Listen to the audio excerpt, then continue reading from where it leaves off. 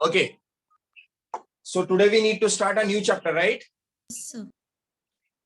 Yes or no? Sir.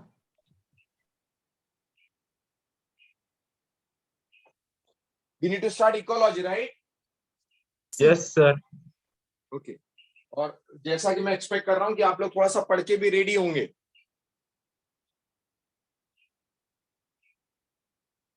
I expect कि थोड़ा सा रीडिंग किया होगा आपने एनसीईआरटी का.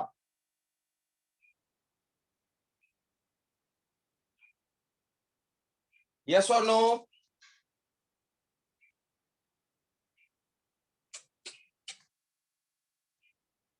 अरे यस और नो तो जवाब दे सकते हो कि तुमने. एनीवेज मैं भूल गया था कि रिपीटर बैच से बात कर रहा हूं मैं ना. No problem. नहीं पढ़ा होगा तो भी कोई समस्या नहीं. हम लोग को स्टार्ट करना है बच्चों ecology. And that we expect कि इकोलॉजी का पूरा पार्ट थ्योरेटिकल पार्ट है. So what I personally expect और based on last few years experience, मुझे लगता है कि word to word, statement to statement question सीधे सीधे फ्रेम हो रहा है इकोलॉजी के एनसीईआरटी से. सो अभी तक एनसीईआरटी पर फोकस तो हम लोग कर ही रहे थे डेफिनेटली बाकी चैप्टर्स के लिए भी. But in this chapter I personally suggest you कि इसके अलावा कुछ भी देखने का जरूरत नहीं है. हाँ, कुछ स्टेट बोर्ड में अच्छी चीजें दी हुई थी, स्टेट बोर्ड की 12th की बुक. तो जो लोग सिंसियरली मेहनत नहीं कर रहे हैं या जो सिंसियरली मेहनत कर रहे हैं, दोनों ने ही एक बार यदि स्टेट बोर्ड का बुक पलटा लिया तो कोई बुराई नहीं है. एड ऑन ही होगा. जो अच्छा पढ़ाई कर रहे हैं डेफिनेटली उनके लिए वो एड ऑन होगा. और जो अच्छे से पढ़ाई नहीं कर रहे हैं उनके लिए कम से कम सीईटी का रास्ता खुला हो. अब सीईटी ड्रॉपर्स बैच में दे सकते हैं या नहीं दे सकते हैं ये मुझे बिल्कुल आइडिया नहीं. दे सकते हैं तो बहुत अच्छी बात है, नहीं दे सकते हैं तो वो चांस भी नहीं है. तो एक बार स्टेट बोर्ड का बुक देख लेने में बुराई नहीं है. दो, मैंने अपने लेवल पर जो बेस्ट ट्राई मैं कर सकता था, मैंने स्टेट बोर्ड का अच्छा कंटेंट एनसीईआरटी में मैंने क्लब कर लिया है. So what I am going to deliver is the complete content. Perfect. और वैसे भी रेजोनेंस से कंप्लीट पैकेज देने की कोशिश करता है. आप पढ़ें तो अच्छी बात, राइट? एनीवेज, तो सबसे पहले मैं कुछ इकोलॉजी के बेसिक्स आपको बताना चाहूंगा. जहां तक हायरार्की की बात है दोस्तों, हायरार्की मतलब होता है एक sequential progressive categorization. Sequential progressive categorization में हायरार्कीज जो हैं वो 3 टाइप की हायरार्कीज बना सकते हैं. फर्स्ट हायरार्की होती है बच्चों hierarchy of living beings, which is starting from cell and completed till organisms. Cell का क्लस्टर बनता है टिश्यू का क्लस्टर बनता है ऑर्गन का क्लस्टर बनता है ऑर्गेनिज्म. तो this is an hierarchy for a living system. Perfect. यही ऑर्गेनिज्म जब हम बेसिक्स में रखते हैं या फंडामेंटल यूनिट बना देते हैं तो वहां से और 2 हायरार्कीज बनती हैं. One is hierarchy of taxonomy and one is hierarchy of ecosystem. Like मैं क्या आपको बताना चाह रहा हूं, मैंने आपसे कहा हायरार्कीज हम लोग बनाना चाह रहे हैं और उस हायरार्की में मैंने आपसे कह दिया पहले कि the basic unit is cell, जो क्लस्टर बनाती है टिश्यू. विजिबिलिटी क्लियर है? Yes, sir. विजिबिलिटी क्लियर है? Yes, sir. Perfect. Cell tissue के बाद बनता है टिश्यू सिस्टम से बनता है ऑर्गन से भी expect organ system. Perfect. And इस ऑर्गन सिस्टम से हम लोग बना देते हैं organ. I hope everyone is agree with this. Yes और no?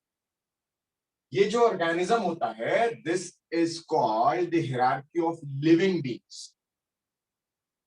This is called the hierarchy of living beings. Perfect. इससे छोटा यूनिट भी है. It is called the smallest structural and functional unit of life. Why the cell is called smallest structural and functional unit of life? The reason is इससे छोटा कोई दूसरा unit है ही नहीं. इनफैक्ट लिविंग में कोई इससे छोटा यूनिट तो है दोस्तों. इससे छोटा यूनिट क्या हुआ? That is compound and complex. Compound and complex से छोटा यूनिट भी मैं बनाना चाहूं तो बना सकता हूं. एटम्स एंड मॉलिक्यूल्स, और एटम और मॉलिक्यूल से छोटा यूनिट बनाना चाहूं तो इलेक्ट्रॉन, प्रोटॉन और न्यूट्रॉन, ये 3 यूनिट। यानी इससे छोटी यूनिट तो है सेल से छोटी, then what is called smallest structural and functional unit of life? Yes, because this is the hierarchy of non living things. Though these are the molecules that are used in biological system, so called as biomolecules, but this is the non-living one, so this should be the smallest structural and functional unit. अब इस hierarchy से जब मैं organism को बच्चों एकदम fundamental unit के तौर पर यूज करता हूं और कंसीडर करता हूं, then this organism से 2 हायरार्कीज और बनती है. एक हायरार्की हुई हायरार्की ऑफ एक्सोनॉमी और एक हायरार्की हुई hierarchy of ecosystem. If I am talking about hierarchy of taxonomy, तो मुझे याद है कि यहां पर एक सीक्वेंस बनेगा, जो sequence kingdom, phylum, order, class, family. किसी को न्यूमोनिक याद है क्या? कल्लू पहलवान कैन ऑर्डर फॉर अ गली सड़ी सब्जी. Perfect. K for kingdom, P for phylum, C for class, O for order, F for family, G for genera, S for species. और उस स्पीशीज में क्या होता है? ऑर्गेनिजम्स. उस स्पीशीज में क्या होता है? ऑर्गेनिजम्स. सो ये एक हायरार्की बना दी इन्होंने, जिसका बेस बन गया ऑर्गेनिज्म. परफेक्ट. बात को बहुत ध्यान से समझिएगा, मैं कैसे इकोलॉजी पर स्विच करता हूँ. तो मैंने आपसे कहा hierarchy of non living, hierarchy of living, hierarchy of taxonomy. जिसको याद करने का तरीका बच्चों, मैंने जो न्यूमोनिक बच्चों को बताना है, कल्लू पहलवान कैन ऑर्डर फॉर गली सड़ी सब्जी. दैट मींस आपको एक सीक्वेंस याद रहेगा, क्योंकि बहुत चिल्लर क्वेश्चन यदि एक आ गया, what is the correct sequence of hierarchy, तो फिर तकलीफ नहीं होनी चाहिए. Kingdom, phylum, class, order, phylum, sorry, family, genera and species. और उस स्पीशीज में what is species? Is a group of the same type of organisms, because वो एक स्पीशीज है. But when we talk about the hierarchy of ecosystem, then we need to go for species but monospecific. Species but monospecific. Species तो है but monospecific. लेकिन ये पॉलीस्पेसिफिक भी हो सकता है. ये पॉलीस्पेसिफिक भी हो सकता है. जैसे यहां पर जेनेरा होता है, monotypic genera and polytypic genera. There are so many generas like Solanaceae, like Solanum. There are so many generas that have more than one species. So such type of Solanum मतलब बटाटा वाला. So there are so many generas that have polytypic species or polytypic type of genera. ऐसे यहाँ पर मैंने बता दिया species that is monospecific or polyspecific. So in terms of hierarchy of ecosystem, but I should emphasize this monospecific organisms group should called as population. यानी organism जिससे मैं species कह दूं, तो स्पीशीज का वो ग्रुप जो मोनोस्पेसिफिक टाइप का, that should be called as population, and the species group of polyspecific type that should called as what? Community. Community, right? So this should be organism, population, community. और इससे भी ऊपर यदि मैं जाऊं तो ऐसा कम्युनिटी का क्लस्टर, यानी पॉपुलेशन में तो एक ही टाइप की स्पीशीज, लेकिन कम्युनिटी में से कई टाइप की पॉपुलेशंस हो सकती. परफेक्ट. और इस कम्युनिटी के ऊपर जाऊं तो कहीं ना कहीं उसमें मुझे उस एरिया का, उस सराउंडिंग का फ्लोरा और फौना भी काउंट करना होता है. यदि मैं वो फ्लोरा और फौना को कंसीडर कर रहा हूं, तो ऐसा community cluster is known as biome. Is known as biome. That community cluster in which I am considering flora and fauna. Flora represent करता है सारे प्लांट कम्युनिटी को और fauna कंसीडर करता है सारी एनिमल कम्युनिटी. तो यदि मैं फ्लोरा और fauna दोनों कम्युनिटीज कंसीडर कर रहा हूं और वहां का वेजिटेशन मैं बता रहा हूं फॉर दैट पर्टिकुलर एरिया और for that particular geography, then I am discussing about or I am telling you about biome. ऐसे बायोम मिलकर एक अपने आप का स्फीयर क्रिएट करते हैं. ऐसे बायोम मिलकर अपने आप का एक स्फीयर क्रिएट करते हैं, जोन ऑफ इंटरैक्शन क्रिएट करते हैं. and that zone of interaction is known as sphere,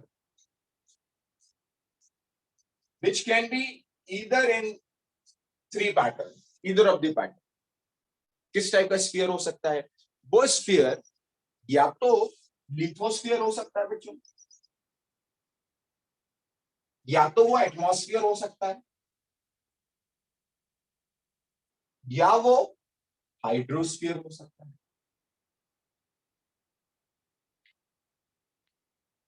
I hope you understood. और ऐसे तीन sphere which is called as zone of interaction actually, आप जितना भी नेचुरल बॉडीज देखेंगे उन नेचुरल बॉडीज में केवल तीन पॉसिबिलिटीज हैं. उनका जोन ऑफ इंटरैक्शन या तो पूरी तरह से एक्वेटिक होगा, या तो उनका जोन ऑफ इंटरैक्शन पूरी तरह से टेरेस्ट्रियल होगा, या तो उनका जोन ऑफ इंटरैक्शन पूरी तरह से एयर एटमॉस्फेयर में. But ultimately this is the zone of interaction. Since I am considering about the living beings, मैंने कहीं भी अभी अबायोटिक फैक्टर को कंसीडर नहीं किया, मैंने कहीं पर भी नॉन लिविंग फैक्टर को कंसीडर नहीं किया, because right from this I am telling you about the living system. क्योंकि यदि मैं अबायोटिक फैक्टर को कंसीडर कर लेता तो मैं उसमें एक और पार्ट बनाता, that is ecosystem. Because ecosystem is not purely the composition और the organisation of living beings. it considered the abiotic factors like temperature, soil, pH, etc. So still I'm on the track of living hierarchies. So monospecific population, polyspecific population, biome, that makes a zone of interaction. And since it is the zone of interaction between living beings, it should be together called as what? It should be called as biosphere. The biosphere. Perfect. The largest entity,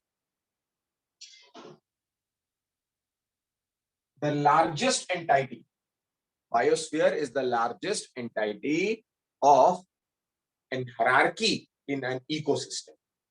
Ecosystem की hierarchy का सबसे बड़ा unit यदि कोई है तो that is biosphere. इससे बड़ा कोई दूसरा यूनिट, लाइक टेक्सोनॉमी में आप किंगडम की बात करते हैं, द लार्जेस्ट वन, तो इकोलॉजी में आप सबसे बड़ी यूनिट की बात करते हैं तो that is what? Biosphere.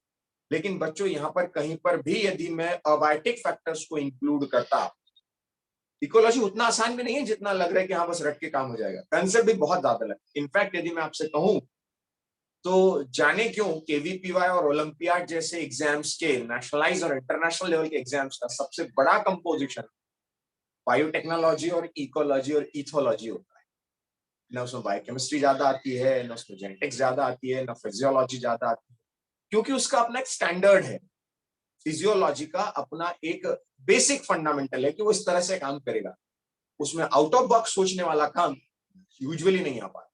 Ecology में से एक नहीं कई सारे कंसेप्ट्स आएंगे जहां आपको आउट ऑफ बॉक्स सोचना पड़ता है. तो मैंने अभी जो आपको बताया, जो हायरार्की ऑफ लिविंग बीइंग्स मैंने आपको बताई, उसमें लिविंग से स्टार्ट करते हुए, सेल से स्टार्ट करते हुए ऑर्गेनिज्म तक, और फिर उस ऑर्गेनिज्म को बॉटम मोस्ट यूनिट में बनाते हुए वहां से दो hierarchies, one is in taxonomy, one is in ecosystem. तो इकोसिस्टम की हायरार्की में मैंने इकोसिस्टम तो लिखा ही नहीं, क्योंकि ecosystem considered abiotic factor as well.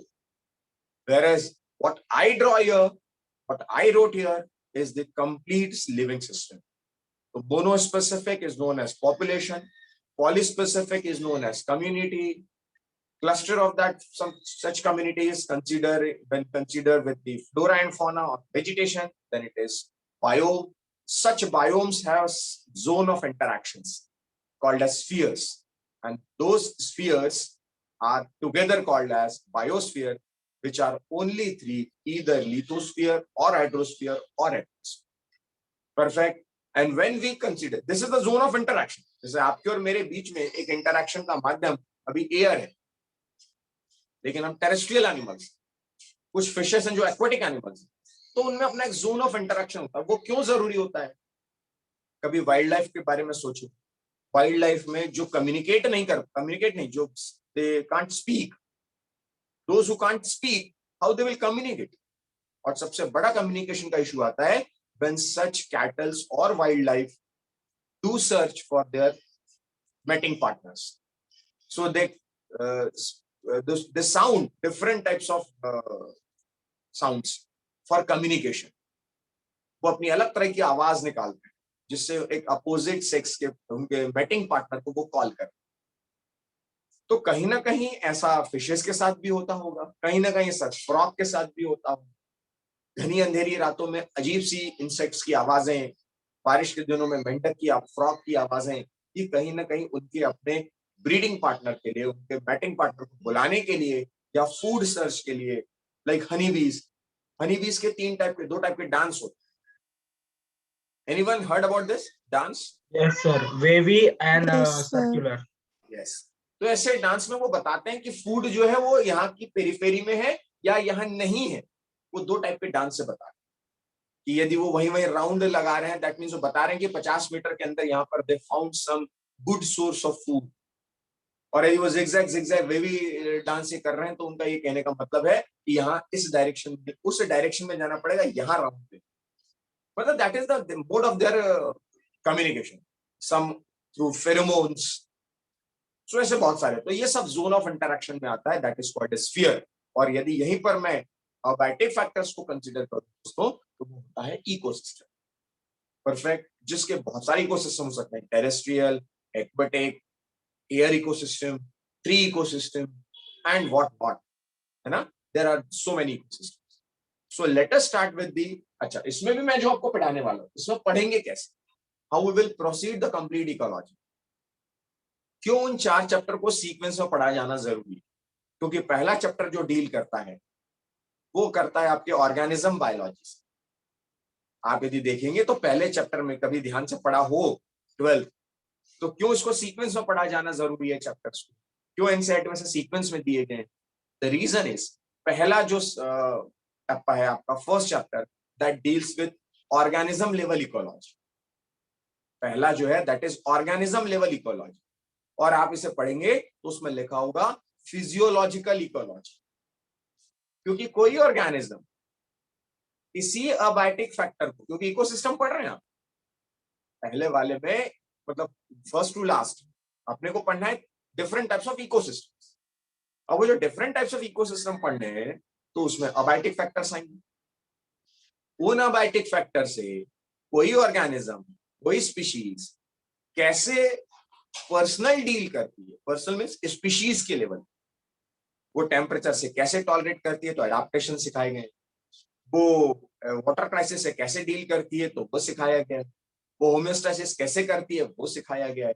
मतलब पहला चैप्टर आपका डील करता है organism level ecology, and since it is dealing with their personal body adaptation, so it is called as physiological ecology.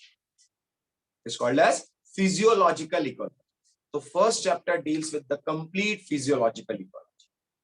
अब जब फिजियोलॉजिकल इकोलॉजी आप बता दें कि how leopard fight with temperature, how lizard fight with winter, how we people fight with winter and summer, because this is particular organism, human species, amphibian species, plant species, है ना, वो कैसे transpiration करते हैं, लेपर्ड कैसे करता है। So all this deals with organism level ecology, so called as physiological ecology, because we will deal with the physiological adaptations. That's it.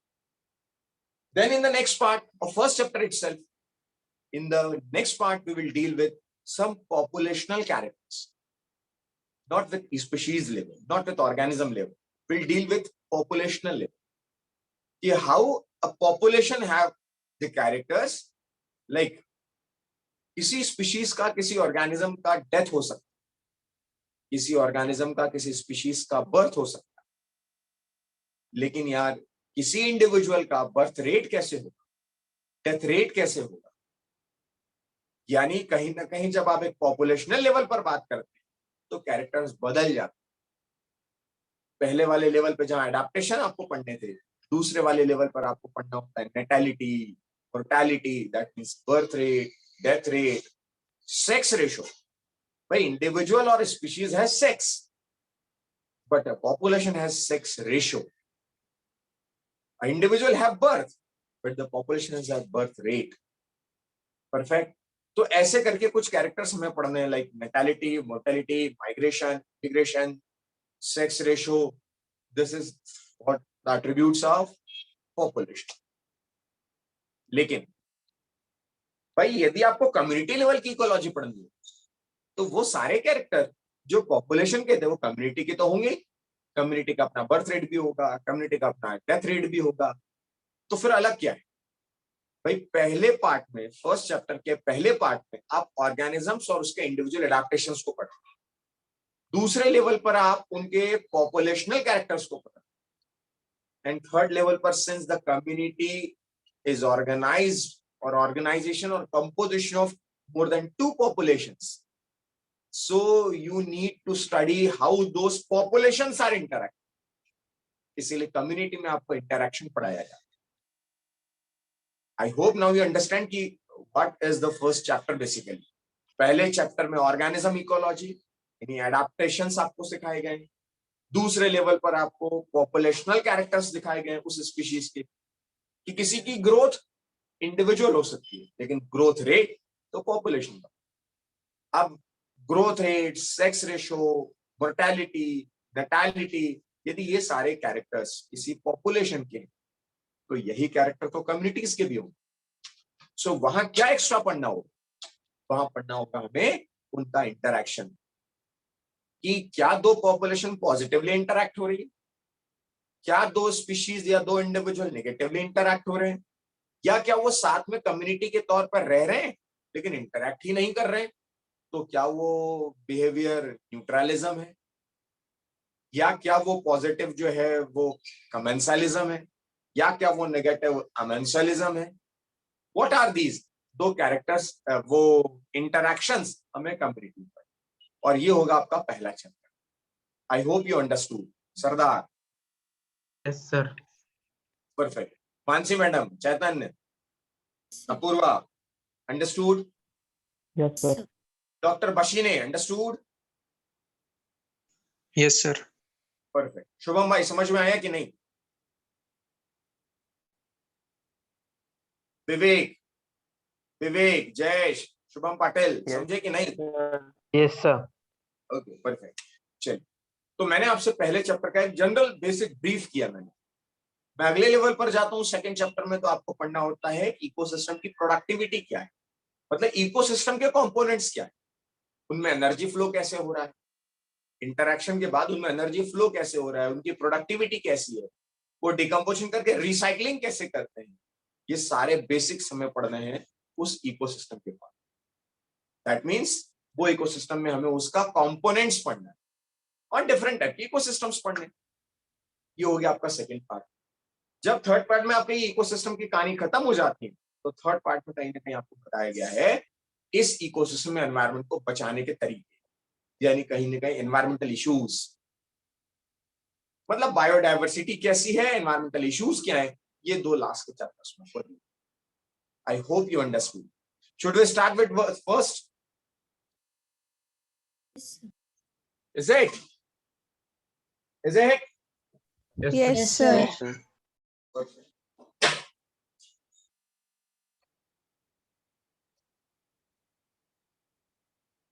चलिए बच्चों, तो सबसे पहला जो पार्ट है उसके लिए मुझे कुछ आपको टर्म्स लिखवानी है.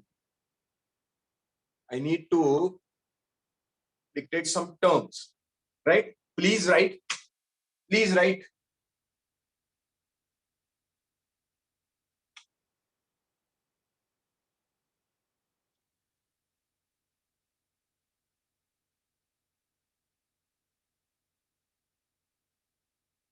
Okay, ready?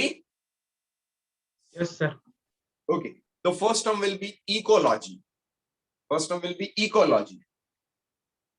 Get fast. The second one is ecosystem. Rashi, are you there? Yes, sir. Srishti, Gauri, Khushi, Prateek, Yes, sir. Vivek, Yes, are you there? Yes. Okay, perfect. yes, sir. Dr. Khedkar. चलिए, हाँ sir. आपने लिखे होंगे 3 words. Rohan भाई सुन रहे हैं आप कि नहीं? हाँ सर। ओके, मैंने आपसे कहा पहले ecology, then ecosystem, then ecosphere, then biosphere, या इकोस्फीयर लिखने के बजाय इकोस्फीयर के ऑब्लिक में लिख लीजिए biosphere.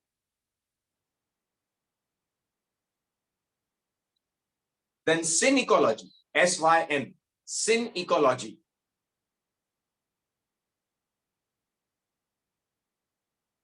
Then ought ecology, AUT, ought ecology.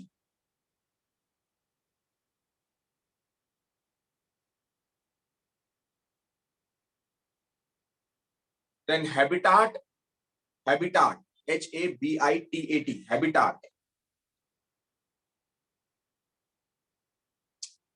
Then निके, NICHE, निके।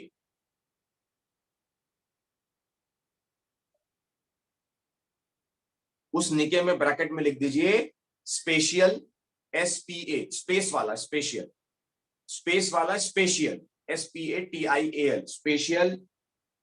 Then traffic, TROPHIC, traffic. And then hyper volume और मल्टी डायमेंशनल निके, हाइपर वॉल्यूम और मल्टी डायमेंशनल निके।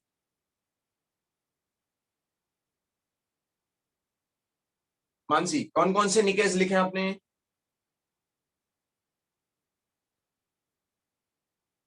Spatial, trophic, hyper and multi-directional.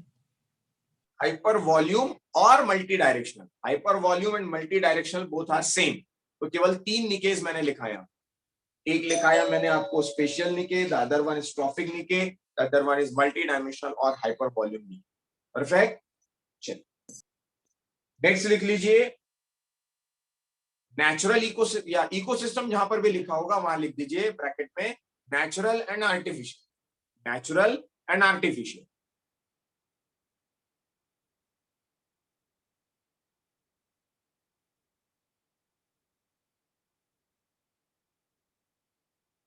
Perfect. अब इतनी चीजों को बच्चों समझते हैं। सबसे पहले सबसे पहला वर्ड, फर्स्ट वर्ड क्या लिखा है प्रतीक भाई? What is the first term? Ecology. Ecology. The branch, लिखना नहीं है अभी, आपको सुनना है, आपको सब मिल जाएगा इसमें। The branch of science that deals with the ecosystem और इकोस्फीयर, और नहीं and ecosphere, that deals with ecosystem and ecosphere. क्यों इकोस्फीयर? क्योंकि मैंने लिविंग के बारे में बात की। क्यों इकोसिस्टम? क्योंकि मैंने दोनों के बारे में बात की। So the branch of science that deals with ecosystem and the interaction in ecosphere is known as ecology. Perfect. What is ecosystem? Ecosystem is the system that is made up of, that is composed of living and non-living factors and their interactions. Yes, non-living भी interact कर सकता है। Like मैंने आपसे कहा कि air हमें affect कर रही है, rain हमें affect कर रहा है, soil का pH हमें affect कर रहा है।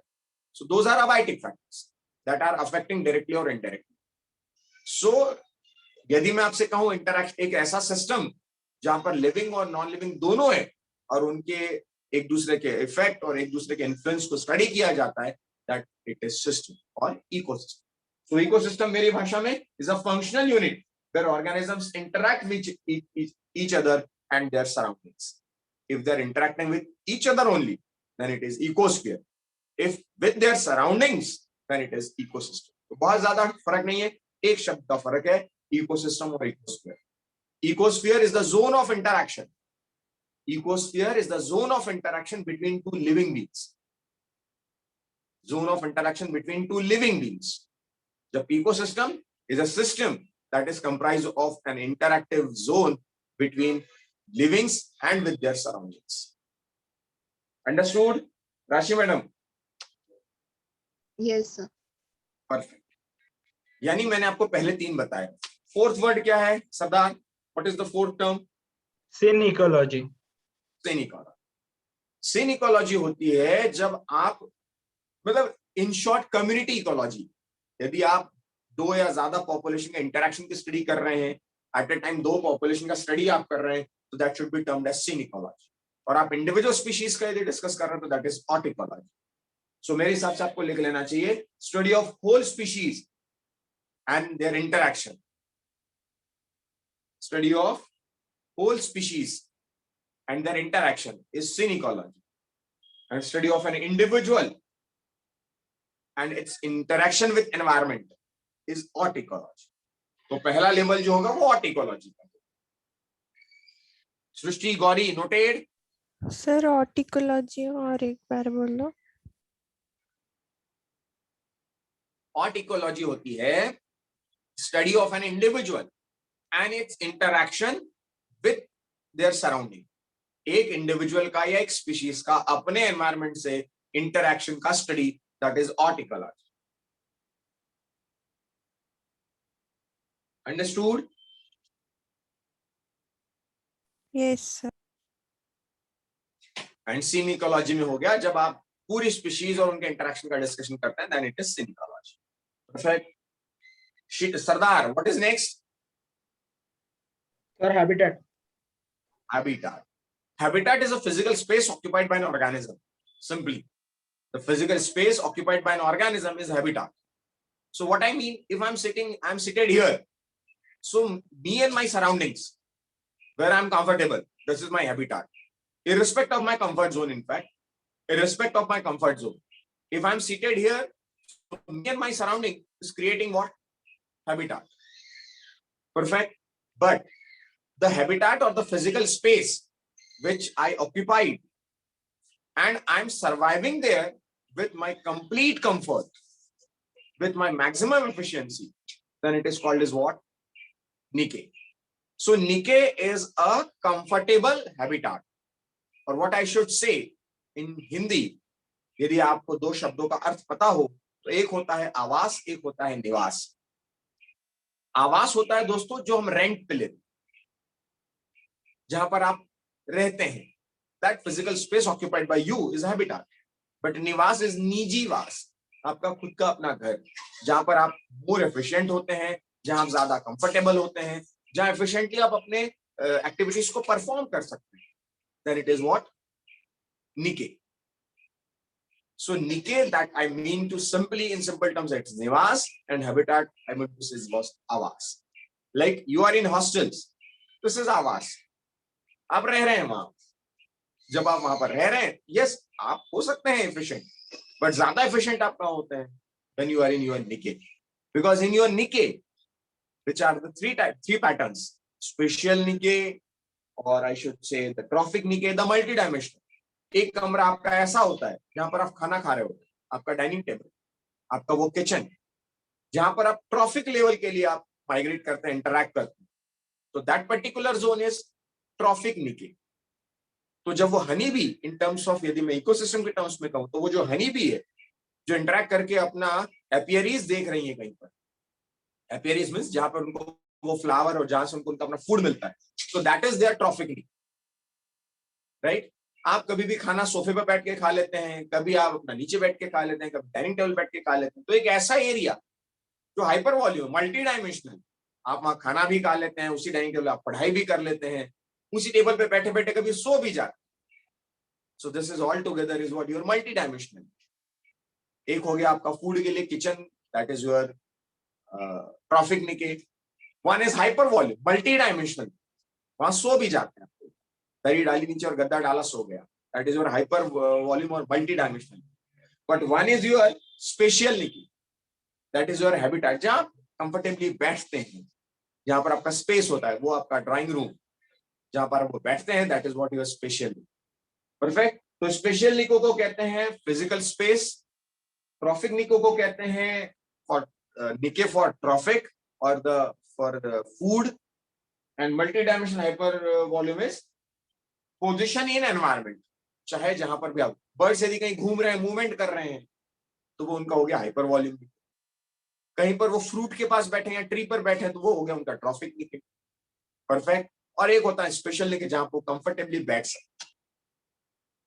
सो निके इज अ कंफर्टेबल और efficient habitat. I hope you understand.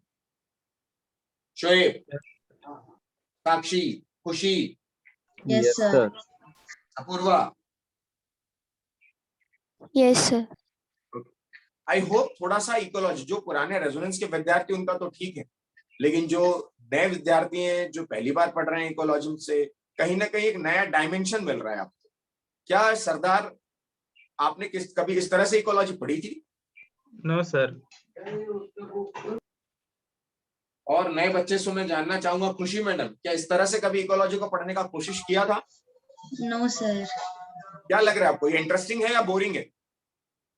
Interesting है। इंटरेस्टिंग है, मतलब मैं समझता हूँ कि आपको, मुझे पहली सफलता बस इस बात में मिलनी है कि इसको आप इंटरेस्टिंग समझ के ही पढ़े, तभी इकोलॉजी ज्यादा बेटर कर। इसके पीछे लॉजिक ही होता है कि जब बच्चे 12th में होते हैं, क्यों रेजोनेंस से हर साल यहाँ से अब 2-2 3-3 मेडिकल से भी विद्यार्थी निकलने लगे हैं केबीपीवाई में। द रीजन इज इकोलॉजी का अप्रोच बदला गया, इकोलॉजी को पढ़ाने का तरीका, उसका अंडरस्टैंडिंग का तरीका बदला गया।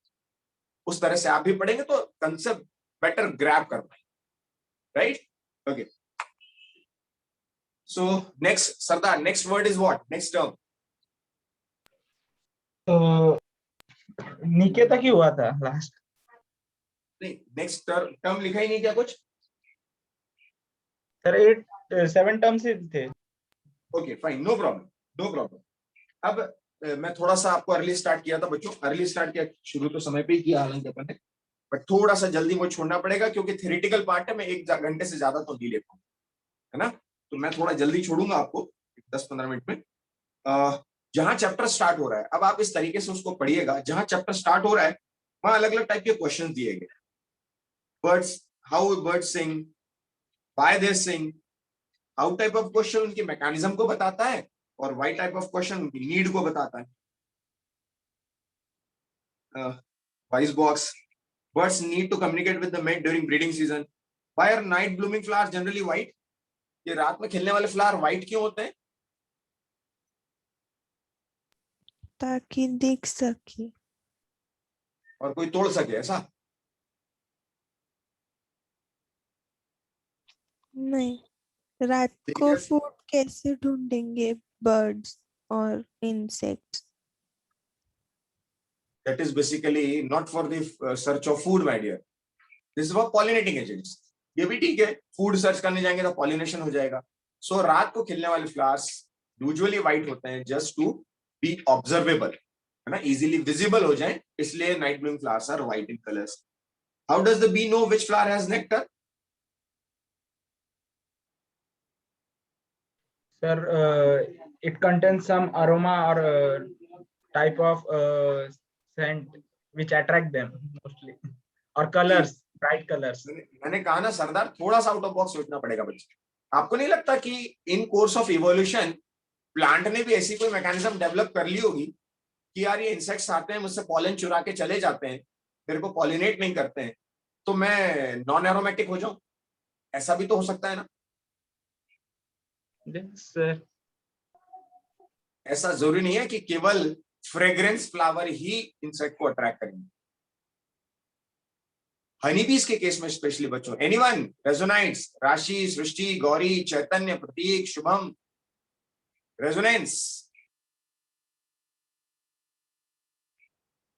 अनफॉर्चुनेटली वो ऑर्किड के प्लांट के साथ उसको, वो फ्लावरी में फीमेल जैसा दिखता है, इसके लिए मैं उसके क्या पास- पूछ रहा हूँ गार्गी, आप क्या बता रही हैं? मैं आपसे सीडो कॉपुलेशन नहीं पूछ रहा हूँ, मैं केवल ऑर्किड और बीज के कम्युनिकेशन को नहीं पूछ रहा हूँ, उनका तो स्पेसिफिक इंटरेक्शन जहां पर नेक्टर स्टील किया जाता है, चुराया जाता है, या वो सीडो कॉपुलेट करके अपना पॉलिनेट करवा लेते, वो specific relationship. I am in general asking how bee search their food. क्या बी केवल उससे लेती है क्या, ऑर्किड से ही लेती है क्या? No sir. एनीवेज, अनफॉर्चुनेटली याद नहीं आ रहा बच्चों को।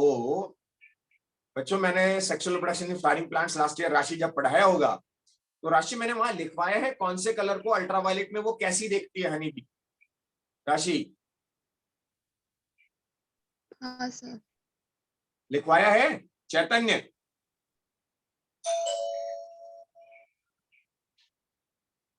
चैतन्य भाई याद आ रहा है कुछ? नहीं सर। शुभम बशीने? हाँ सर।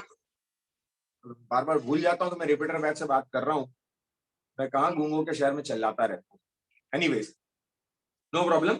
सो हनीबीज के केस में जो न्यू स्टूडेंट्स हो ये समझ लें कि वो विजिबिलिटी उनके लिए मैटर करती है और वो डिफरेंट डिफरेंट कलर से आइडेंटिफाई करते हैं।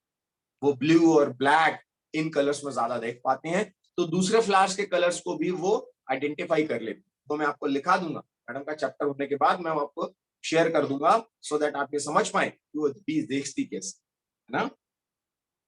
Why does cactus have so many thorns? To protect itself from herbivorous, grazing से बचने के लिए। और ट्रांसपिरेशन को मिनिमाइज करने के लिए दोस्त। हाँ, yes sir. Okay. How does the chick recognize her own mother?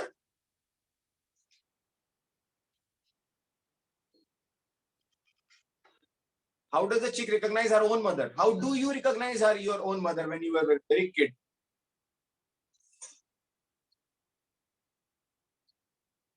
Anyways, ये सारे क्वेश्चंस के आंसर चिक को देखने के लिए, समझने के लिए कहीं ना कहीं वो जो मदर वार्म देती है, कहीं ना कहीं मदर जो वार्म देती है, जो हीट देती है, जिसकी वजह से वो हैचिंग होती है, इस दौरान उनके बीच में एक बॉन्ड डेवलप होता है।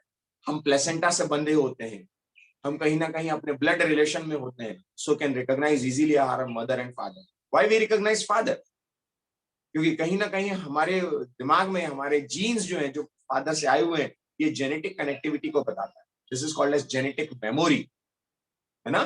एनीवेज, ऑर्गेनिज्म इकोलॉजी हम लोग स्टार्ट करेंगे नेक्स्ट में। अभी मैं थोड़ा जल्दी छोड़ूंगा आपको, I need some important work office. So see you in the very next class. I expect कि आप ऑर्गेनिज्म लेवल इकोलॉजी पढ़ के रखेंगे and we will learn this. Any doubt in today's session? No, sir. I'm going to close the session.